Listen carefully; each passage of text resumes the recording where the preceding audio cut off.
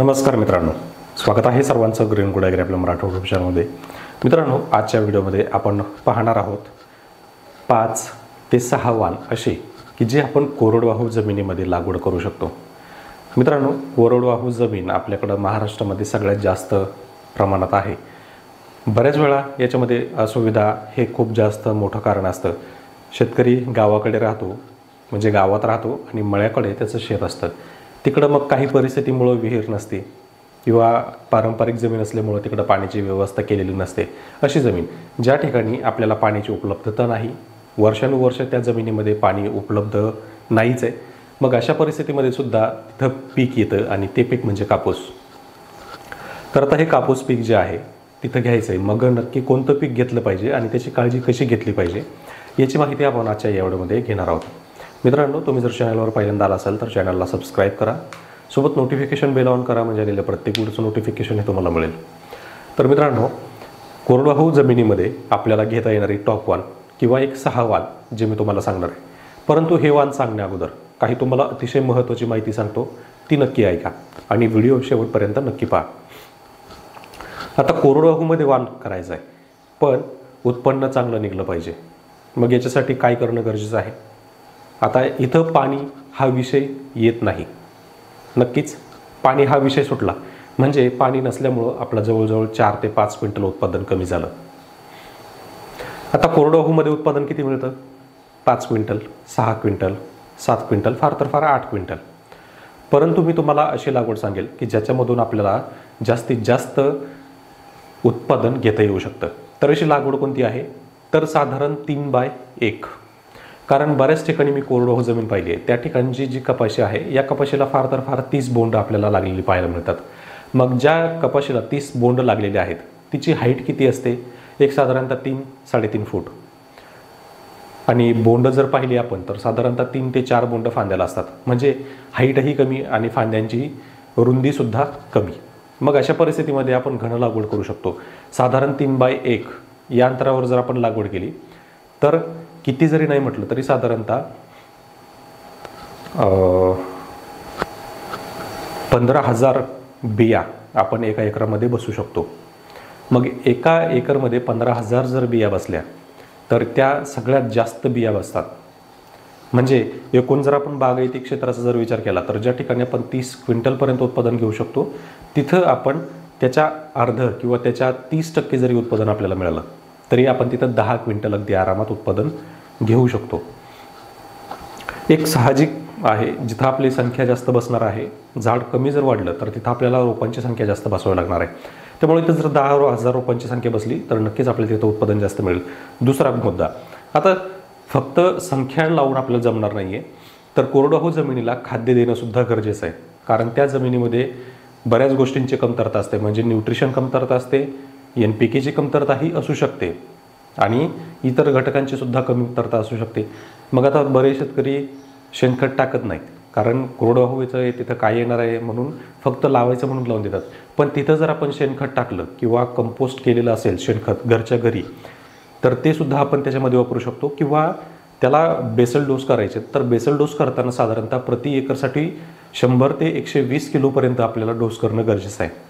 म्हणजे पहिला डोस जो आहे साधारणतः आपण रेग्युलरमध्ये 50 ते 60 किलो करतो किंवा 70 किलो करतो, परंतु कोरडवाहू जमिनीसाठी कमीत कमी 100 किलो, मध्यम 125 किलो आणि जास्तीत जास्त 150 किलोपर्यंत आपल्याला डोस करणं गरजेचं आहे। या डोसमध्ये पहिल्या डोसमध्ये साधारणतः 30 दिवसाच्या दरम्यान जो आपला पहिला डोस असतो, या डोसमध्ये मिक्स मायक्रोन्यूट्रिएंट आणि NPK हे करणं गरजेचं आहे।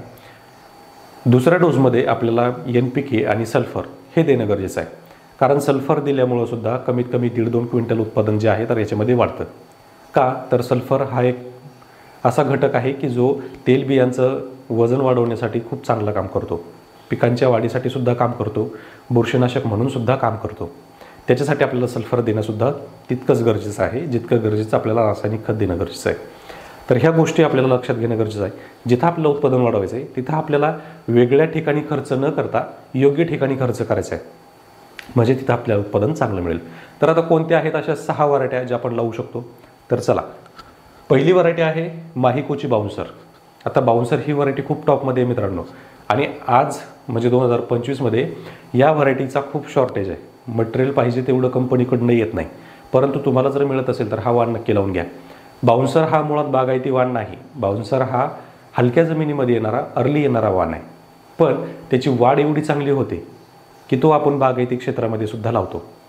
त्यामुळे कोरडवाहूमध्ये जर लावला तर हा एक चांगलं उत्पादन आपल्याला देऊ शकतो. म्हणजे जिथं आपल्याला 100 बोंड लागणार आहेत तिथं 30 जरी बोंड लागली कोरडवाहूमध्ये तरीसुद्धा आपल्याला ते भरपूर झालं. दुसरा वाण आहे माहिको 7373 म्हणजे धनदेव प्लस. हा वाणसुद्धा आपण लावू शकतो. हा वाणसुद्धा टॉपमध्ये येतो. त्यानंतर तिसरा जो वाण आहे हा आहे कावेरी सीड्सचा KCH 36. कावेरी 36 हा वाणसुद्धा काही कमी नाही मित्रांनो. फक्त काय आहे की मार्केटमध्ये आपल्याला याचं नाव जे आहे खूप कमी पाहायला मिळालं आहे. गेल्या वर्षी आपण कोरडवाहू जमिनीमध्ये हा प्लॉट दिलेला होता, तर जवळजवळ 50 ते 70पर्यंत बोंड आपल्याला कोरडवाहू जमिनीमध्ये या वाणाला लागली होती. त्यामुळं हा जर वाण तुम्हाला मिळत असेल तर नक्कीच तुम्ही खरेदी करा. त्यानंतर आहे राशी 779. आता इथं बरेच म्हणतील की तुम्ही राशी 659 का नाही सांगितला, राशी 779 का सांगितला. तर मित्रांनो लक्षात घ्या, राशी 659मध्ये प्रॉब्लेम आहेत. म्हणजे कोणाला मान्य जरी नसेल परंतु एक ठराविक वातावरणामध्ये तो खूप चांगला येतो, परंतु जर वेगळ्या वातावरणामध्ये जर गेला म्हणजे दमट आणि उष्ण वातावरणामध्ये जर गेला तर मात्र तिथं तो व्यवस्थित काम करत नाही. हा एक माझा वैयक्तिक अनुभव आहे. म्हणून तिथं मला राशी 779 ही बेस्ट वाटते 659च्या तुलनेत. पुढची आहे राशी स्विफ्ट. राशी स्विफ्ट जी आहे ही अर्ली जरी व्हरायटी असेल परंतु हलक्या जमिनीमध्ये अतिशय चांगली येते. हिरवी खूप जास्त प्रमाणात राहते. हिरवी राहिल्यामुळे काय होतं तर बोंडांची साईज आहे तीच व्यवस्थित चांगली होते आणि खत व्यवस्थापन जर चांगलं केलं तर कोरडवाहू जमिनीमध्ये तुम्ही राशी स्विफ्ट जी व्हरायटी आहे अगदी विक्रमी उत्पादन तिचं घेऊ शकता. आणि पुढची 6वी जी व्हरायटी आहे ही आहे मोक्ष. आता मोक्ष व्हरायटीबद्दल काही सांगणं गरजेचं नाही. सर्वात मोठं बोंड असलेली अर्ली व्हरायटी तिला आजपर्यंत म्हटलं जातं. अतिशय चांगली अशी व्हरायटी आहे, परंतु कोरडवाहू जमिनीमध्ये लावण्यासाठी आपण घेऊ शकतो किंवा ती योग्य आहे. कारण अर्ली व्हरायटीज इथं आपल्याला सगळ्या ज्या कोरडवाहू जमिनीमध्ये लागणार आहेत त्या अर्ली व्हरायटीज लागणार आहेत. फक्त लागवड करताना लक्षात ठेवा, घन लागवडीकडे भर द्या. रेग्युलर लागवडीमध्ये आपली 3x3 4x4 ही जी रेग्युलर लागवड आहे त्या लागवडीला थोडासा फाटा द्या आणि जास्तीत जास्त बियाणं बसवण्याचा प्रयत्न करा. मग 3x1 असेल किंवा 3.5x1 असेल अशा पद्धतीचं करा किंवा 2x2 पण असेल दादा लाड पद्धतीनं. तर या पद्धतीचा जर तुम्ही वापर केला तर नक्कीच तिथं उत्पादन जास्त होऊ शकतं. त्यामुळं यावर्षी कोरडवाहू शेतकऱ्यांनी रेग्युलर लागवडीकडं न वळता एक चांगल्या किंवा आधुनिक लागवडीकडं किंवा घन लागवडीकडं वळावं, जेणेकरून उत्पादन तुम्हाला चांगलं मिळेल. आणि जे शेतकरी म्हणतात की आमची कपाशी खूप वाढते पण आमचा पाऊस होत नाही, तर त्यांनी हा पॅटर्न यूज करा घन लागवडीचा. कारण तुमच्याकडं कापूस वाढूनही होत नाही याचा अर्थ तुमचं कापसाचं बोंड वजन घेत नाही आणि बोंडाचं वजन घेत नाही म्हणजे तुमचं उत्पादन होत नाही. बोंडाचं वजन घेण्यासाठी खूप गोष्टी मॅटर करतात मित्रांनो.